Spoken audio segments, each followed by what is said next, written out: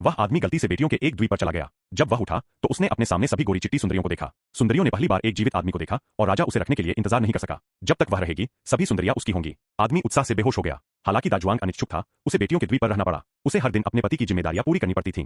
राजा अक्सर उसे औषधीय शराब लगाने के लिए कहता था। ऐसा कहा जाता था कि इसे लगाने के बाद वह बेहद मजबूत हो जाएगी। जल्द ही राजा को पता चला कि उसकी त्वचा अधिक नाजुक हो गई है, इसलिए वह जब भी समय मिलता दाजुआंग को खोजने का इंतजार नहीं कर सकता था। जैसे जैसे समय बीतता गया दाजुआंग अधिक से अधिक शक्तिहीन होता गया। वह यहाँ से जाना चाहता था। उसका घर समुद्र के दूसरी तरफ था और उसकी प्यारी पत्नी अभी भी उसका इंतजार कर रही थी। अंत में उसने जहाज का इंतजार किया। हालांकि जहाज पर समुद्री डाकुओं का एक समूह था, फिर भी वह बिना किसी हिचकिचाहट के जहाज पर चढ़ गया और भाग निकला। लेकिन जहाज को यात्रा के बीच में एक तूफान का सामना करना पड़ा और अंततः दूसरे द्वीप पर फंस गया। सभी ने कुछ आपूर्ति की तलाश के लिए द्वीप पर जाने का फैसला किया। जाने के कुछ समय बाद उन्हें एक बहुत बड़ा पक्षी मिला, लेकिन दाजुआंग की नजर में एक महिला से ज्यादा भयानक कुछ नहीं था। अगर कोई बाघ भी आता तो वह उसे हरा सकता था। सभी ने तुरंत अपने दिमाग से बड़े पक्षी को पीछे छोड़ दिया और द्वीप पर मौजूद समृद्ध उत्पादों का आनंद लेना शुरू कर दिया। इस समय किसी को एक गुफा मिली और उसमें जंगली बकरियों का एक समूह था। वे बकरियों को बाहर निकालने के लिए उत्साहित थे, लेकिन दाजुआंग को उसके बगल में एक विशाल पत्थर की कुल्हाड़ी मिली और वह अपनी ताकत से उसे हिला नहीं सका। हालांकि समुद्री लुटेरों ने कुल्हाड़ी की परवाह नहीं की और उन्होंने पहले से ही पूरे मेमने को भूनना शुरू कर दिया था। सभी ने भोजन को खा लिया और शेष सभी आपूर्ति को दूर ले जाने के लिए तैयार हो गए। इस समय उसके पीछे एक विशाल आकृति दिखाई दी। 5 मीटर लंबा साइक्लोप्स अंदर चला गया। विशाल ने पाया कि चोरों का एक समूह उसके घर में घुस गया था। उसने चोरों को भोजन के रूप में रख